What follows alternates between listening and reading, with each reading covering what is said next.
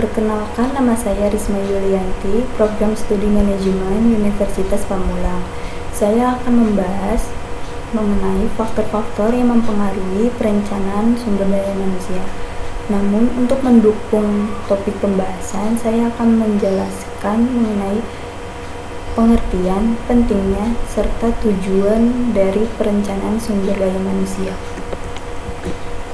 Apa itu perencanaan SDM? Perencanaan sumber daya manusia SDM merupakan fungsi yang pertama-tama harus dilakukan dalam sebuah organisasi.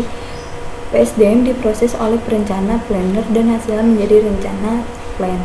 Dalam rencana ditetapkan tujuan dan pedoman pelaksanaan serta menjadi dasar kontrol. Tanpa rencana, kontrol tak dapat dilakukan, dan tanpa kontrol, pelaksanaan rencana baik ataupun salah tidak dapat diketahui. Menurut George R. Terry, perencanaan adalah memilih dan menghubungkan fakta dan membuat serta menggunakan asumsi-asumsi mengenai masa yang akan datang dengan jalan menggambarkan dan merumuskan kegiatan-kegiatan yang diperlukan untuk mencapai hasil yang diinginkan. Menurut Billy E. Gage, perencanaan adalah pemilihan yang fundamental dan masalah perencanaan timbul jika terdapat alternatif-alternatif. Perencanaan SDM menurut para ahli. Menurut Andrew F. Sikula, perencanaan sumber daya manusia atau perencanaan tenaga kerja didefinisikan sebagai proses menentukan kebutuhan akan tenaga kerja dan cara memenuhi kebutuhan tersebut untuk melaksanakan rencana terpadu organisasi.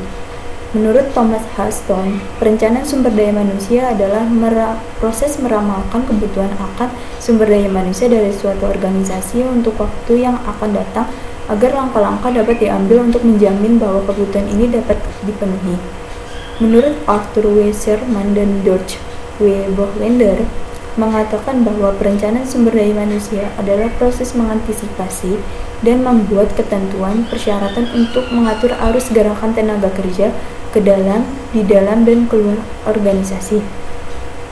Menurut G. Steiner, dikatakan bahwa perencanaan sumber daya manusia merupakan perencanaan yang bertujuan untuk mempertahankan dan meningkatkan kemampuan organisasi dalam mencapai tujuan melalui strategi pengembangan kontribusi pekerjaannya di masa depan.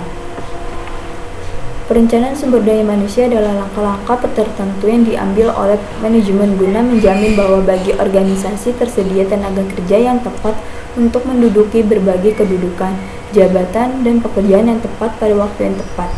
Perencanaan sumber daya manusia ini untuk menetapkan program pengorganisasian, pengarahan, pengendalian, pengadaan, pengembangan, kompensasi, pengintegrasian, pemeliharaan, kedisiplinan, dan pemberhentian karyawan. Jadi, dalam rencana SDM harus ditetapkan semua hal tersebut secara baik dan benar. Pentingnya perencanaan sumber daya manusia. Perencanaan sumber daya manusia sangat penting karena semua perencanaan itu penting. Pemanfaatan sumber daya secara maksimal tidak terjadi begitu saja. Efisiensi yang optimal hanya dapat setelah ada perencanaan yang cermat, tujuan dan langkah-langkah, serta tindakan telah dilakukan.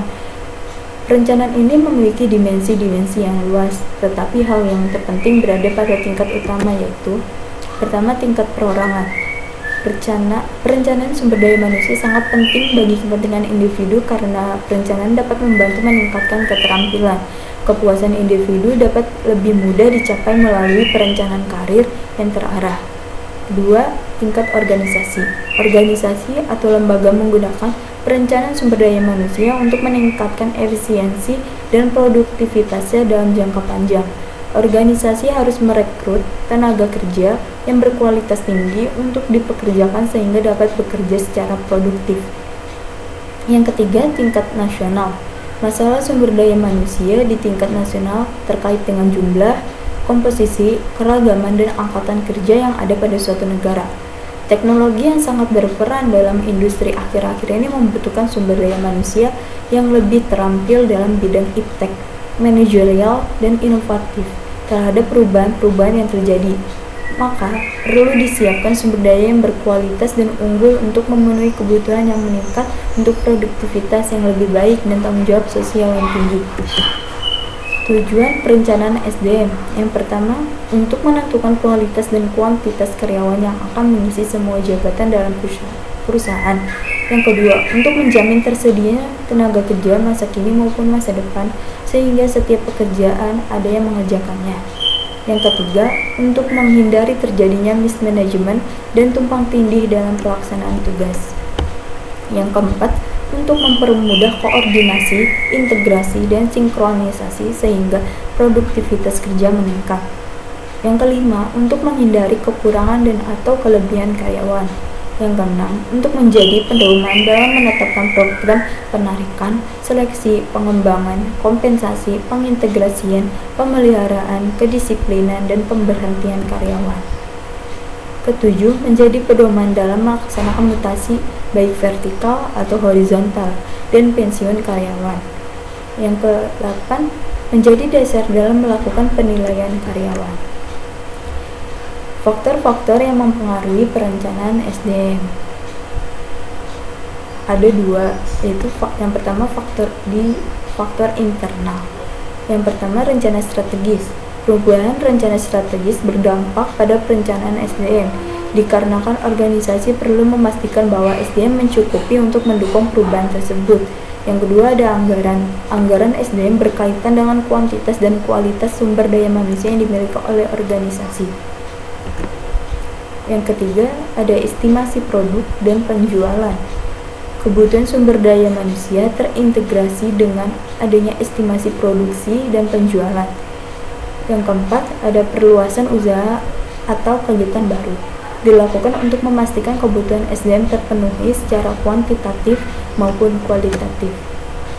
Yang kelima, ada rancangan organisasi atau tugas pekerjaan, berpengaruh terhadap kuantitas dan kualitas dari sumber daya manusia yang diperlukan oleh organisasi.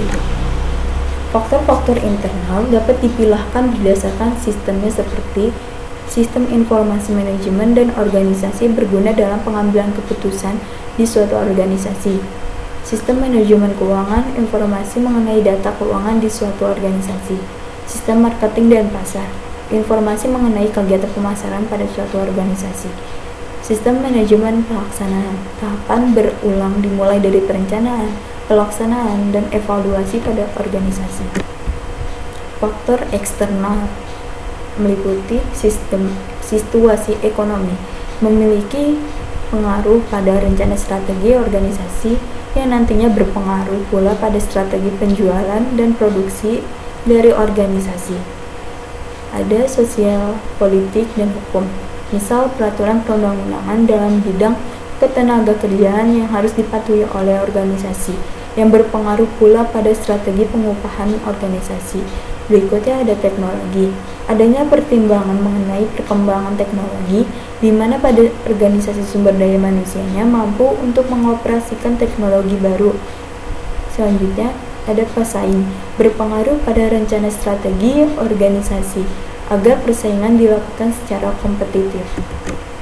Sekian dari saya, kurang lebihnya mohon maaf. Terima kasih.